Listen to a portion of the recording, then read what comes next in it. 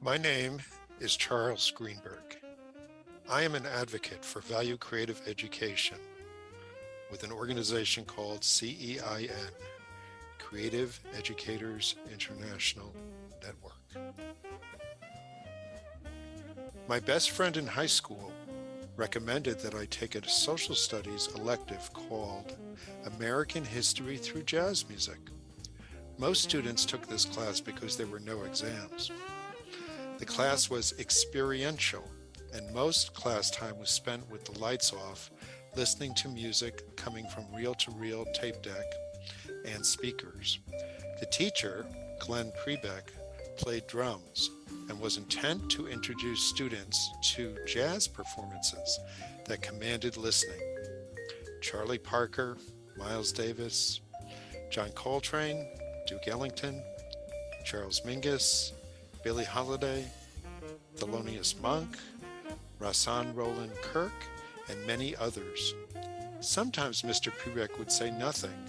Sometimes he would tell a story. There were also field trips that required parental permission forms. The 2 field trips for that class, to me, were unforgettable. The class met Mr. Prebeck at the local commuter rail station late on a Friday afternoon. We purchased a round-trip ticket to New York City. After arrival, we headed by subway to Greenwich Village, to the Village Gate Jazz Club.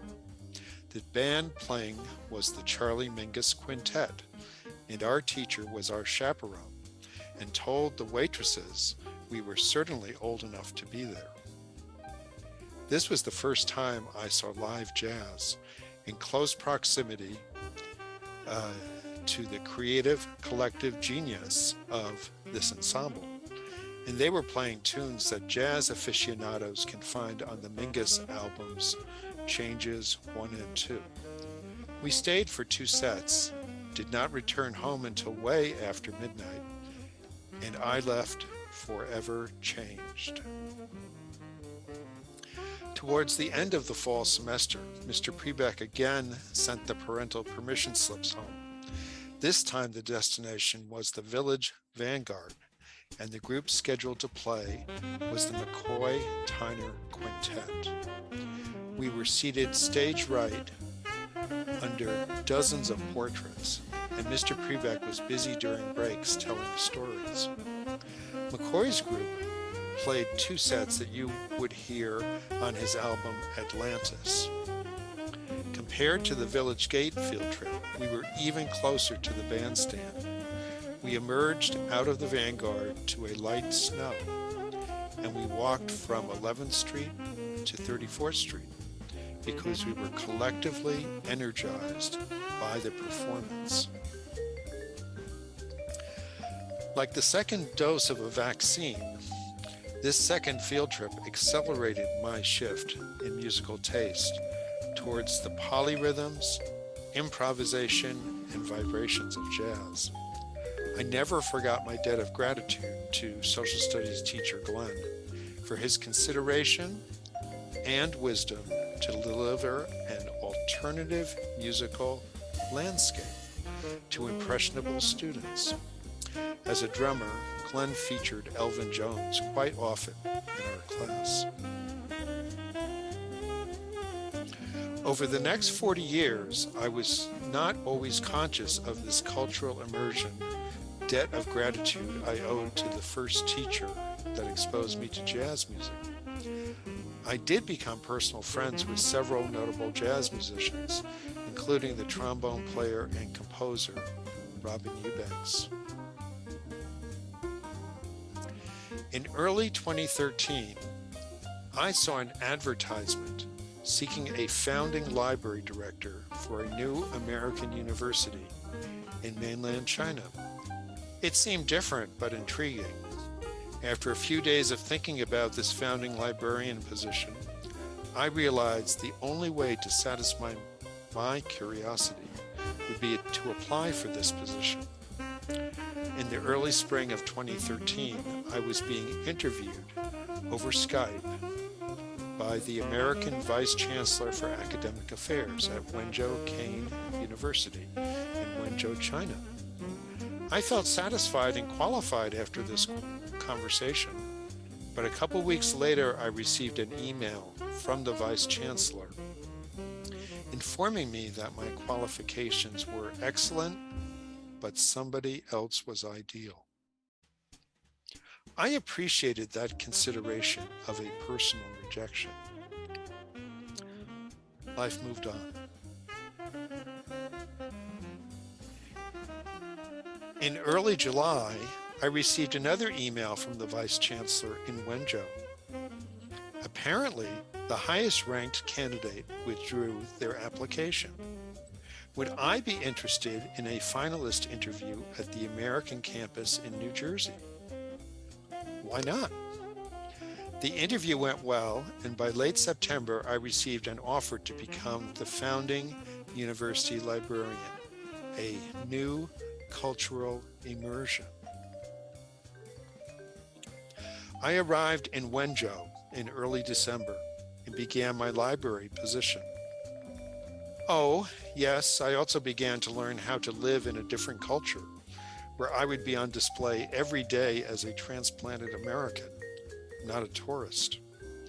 One advantage I discovered was that I filled a minor celebrity role as an accomplished English speaker at a moment in China where English language learning was in demand from native English speakers.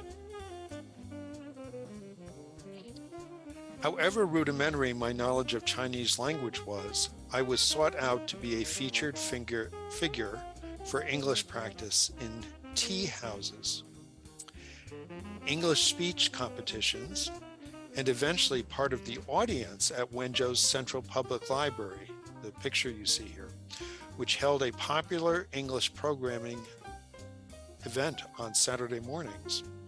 I met the bilingual Chinese librarian that arranged the English programming, and her name, Shelley, her English name, was the same as my daughter's name, so it was very easy to remember. I was fortunate to have a university-sponsored internet virtual private network, or VPN, so as I grew accustomed to my living setting, I could also access jazz music in many varieties. After politely observing the Saturday Library English program during the winter and early spring, I had an epiphany. Why not create a history of American jazz music that I could present at the public library and repeat for students on my own academic campus? I would dedicate this curriculum to my original jazz mentor, Glenn Prebeck.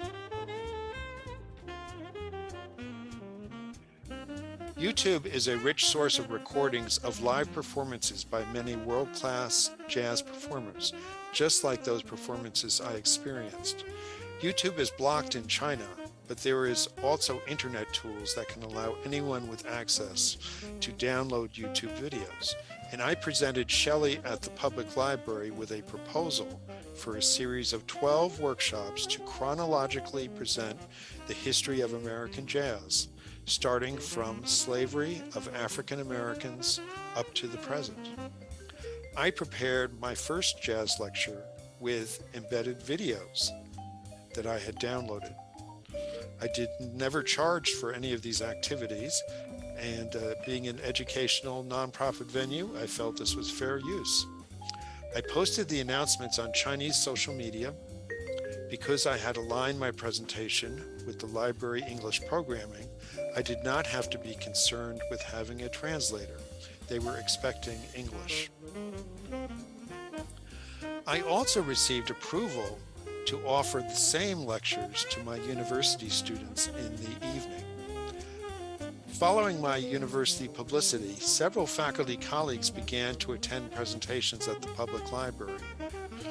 One of the information technology IT staff sat next to me on the work bus that we take home, and he offered to introduce me to a middle school teacher he knew.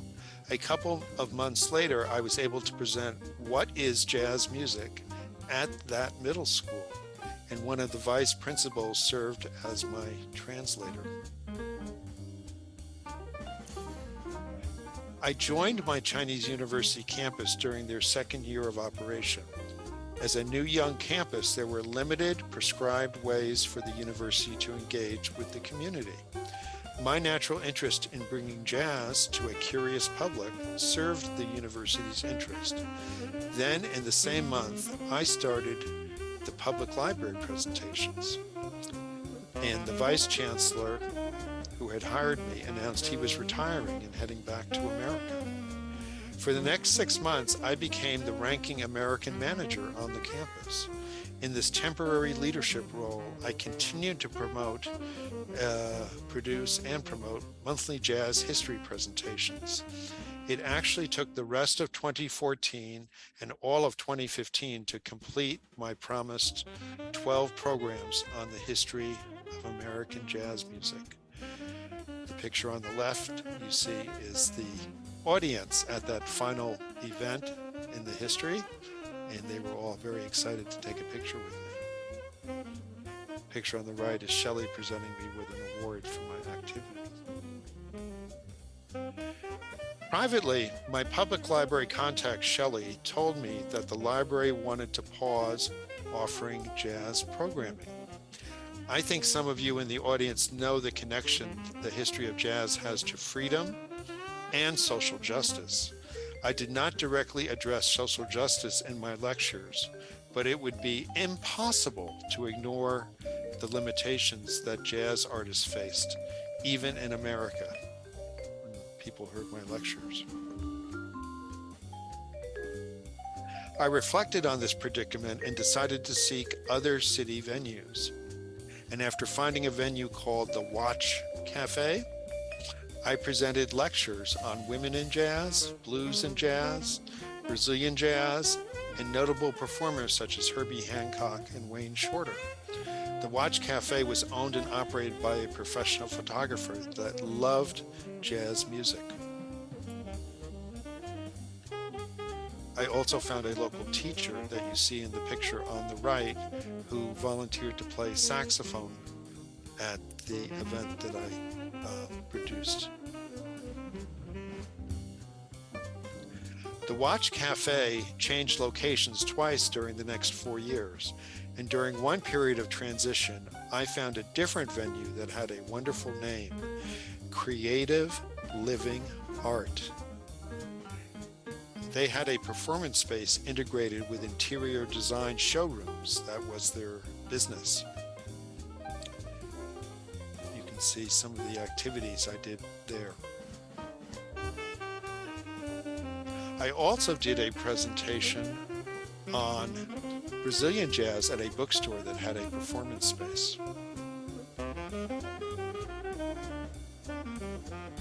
When my position ended in China in mid-2019, I had 1 month to plan, pack, and depart, yet I also found time to present my final jazz history program on the modern jazz saxophone at the new and spacious Watch Cafe location in June 2019, completing 5 years of jazz history programming in Wenzhou and joyfully repaying my debt of gratitude to Glenn, my original jazz teacher.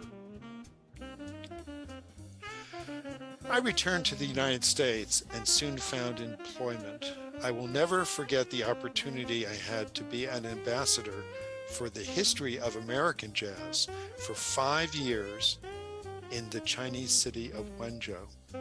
Jazz is a perfect example of thinking global and acting local. Thank you very much for your attention.